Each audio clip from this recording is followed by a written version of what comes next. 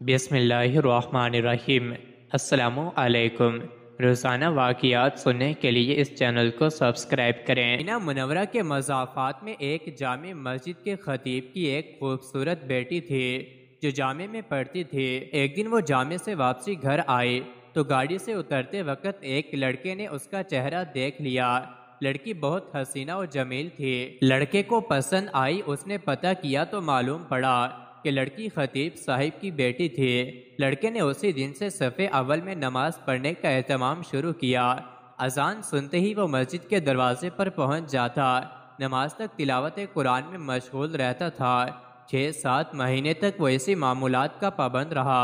اس کے بعد اس نے والد سے شادی کی خواہش کا اظہار کیا۔ والد نے کہا ٹھیک ہے دیکھ لیں گے مناسب رشتہ۔ اس نے کہا کہ لڑکی میں نے دیکھ لی ہے۔ والد کے پوچھنے پر اس نے خطیب صاحب کی بیٹی کے بارے میں بتایا۔ اس نے کہا یہ تو بہت اچھی بات ہے، امام صاحب سے ملتے ہیں۔ عمائدین محلے کے ساتھ امام صاحب کی خدمت میں حاضر ہوئے۔ امام نے لڑکے کے بارے میں پوچھا تو انہوں نے اسی لڑکے کی طرف اشارہ کیا۔ خطیب نے لڑکے کی دینداری کو دیکھ کر رشتہ لڑکی سے مشورہ کرنے اور رضامندی ظاہر کرنے پر قبول کیا۔ چنانچہ رشتہ طے ہوا۔ 6-7 ماہ بعد شادی ہوئی۔ شادی کے کچھ عرصے بعد لڑکے نے نماز پڑھنے میں سستی شروع کی۔ 1-2 ماہ بعد لڑکے نے داڑھی کاٹ دی۔ گھر آنے پر لڑکی نے سخت ناراضگی کا اظہار کیا۔ اس نے کہا یہ نمازیں تو میں تمہیں حاصل کرنے کے لیے پڑھ رہا تھا، اب مقصد حاصل ہو چکا ہے، اب کیا ضرورت۔ لڑکی یہ سن کر بہت افسردہ خاطر ہوئی اور جا کر والد صاحب سے کہا کہ وہ اس بے دین کے ساتھ ایک دن نہیں رہنا چاہتی۔ یہ معاملہ محکمہ عدل تک پہنچ گیا۔ قاضی نے دونوں میں تفریق کا فیصلہ کیا۔ لڑکا بہت پریشان ہوا۔ اس نے بہت کوشش کی لیکن لڑکی کو دوبارہ نہ پا سکا۔ لڑکے نے ایک جادوگر سے مدد حاصل کرنے کا فیصلہ کیا۔ جادوگر نے بڑی رقم ادا کرنے کا مطالبہ کیا۔ لڑکے نے سارے پیسے پیشگی ادا کیے۔ کچھ دن گزرنے کے بعد جادوگر نے مزید پیسوں کا مطالبہ کیا۔ لڑکے نے فی الفور وہ بھی ادا کیے اور کہا کہ کام ہو جانا چاہیے، پیسوں کی فکر نہ کریں۔ 1 ماہ کے بعد جادوگر لڑکے کو بتایا آ جاؤ اپنے پیسے لے جا، تمہارا کام کسی صورت میں ممکن نہیں ہے۔ جب وہ لڑکا جادوگر کے کمرے میں پہنچا تو جادوگر ایک بڑا چاقو ہاتھ میں لیے کھڑا ہے۔ لڑکے نے حیرت زدہ انداز میں پوچھا یہ کیا کر رہے ہو؟ جادوگر نے کہا مجھے قتل کر دو ورنہ 2 قتل کر دیے جائیں گے۔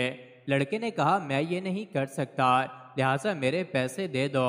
اس نے پیسے دے دیے۔ لڑکا پیسے لے کر بھاگنے لگا۔ دریں اثنا پولیس والے نے لڑکے کو پریشان حالت میں بھاگتے ہوئے دیکھ کر گرفتار کر لیا، پیسے ضبط کر لیے۔ لڑکے کے توسط سے پولیس جادوگر تک پہنچ گئے۔ جادوگر نے پولیس کو کہا مار ڈالو، میں مرنے والا ہوں، مجھے وہ نہیں چھوڑیں گے۔ پولیس دونوں کو قاضی کے پاس لے گئے۔ قاضی کو جادوگر نے پوری کہانی سنائی کہ ہم استدعاء الشیاطین کے ذریعے جادو کا عمل کرتے ہیں اور کامیاب ہو جاتے ہیں، لیکن اس لڑکی پر جب میں نے یہ عمل کیا اور شیطانوں سے مدد حاصل کرنے کی کوشش کی تو اس گھر کی حفاظت پر فرشتے مامور تھے۔ پھر میں نے دوسرا عمل کیا، تب بھی فرشتے مامور تھے لیکن پہلے سے تعداد میں زیادہ تھے۔ اس کے بعد میں نے رئیس الشیاطین سے مدد لینے کی کوشش کی۔ اس بار جب وہ گھر کے پاس گئے تو وہاں فرشتے کھڑے تھے۔ اس دن کے بعد سے اب مجھے وہ شیطانی گروہ مارنے پر تلے ہیں۔ قاضی حیران ہوا۔ اس نے خطیب صاحب کو بلایا۔ جب امام صاحب تشریف لائے تو انہوں نے پوچھا کیا عمل کرتے ہو کہ فرشتے آپ کے گھر کی حفاظت پر مامور ہیں؟ اس نے پوچھا کیوں، کیا ہوا؟ کیونکہ اس کو پتہ بھی نہیں تھا کہ یہاں کیا چل رہا ہے۔ جب انہوں نے امام صاحب کو پوری کہانی سنائی تو خطیب صاحب نے کہا کہ ہمارے گھر میں صبح روزانہ سورہ بقرہ کی تلاوت ہوتی ہے اور جس گھر میں سورہ بقرہ کی تلاوت ہوتی ہے اس پر جنات اور شیاطین اثر انداز نہیں ہوتے۔ نیک خاندان کی حفاظت کے لیے اللہ پاک ایسے انتظام فرماتا ہے۔ مزید ایسے ہی ویڈیوز کے لیے چینل کو ضرور سبسکرائب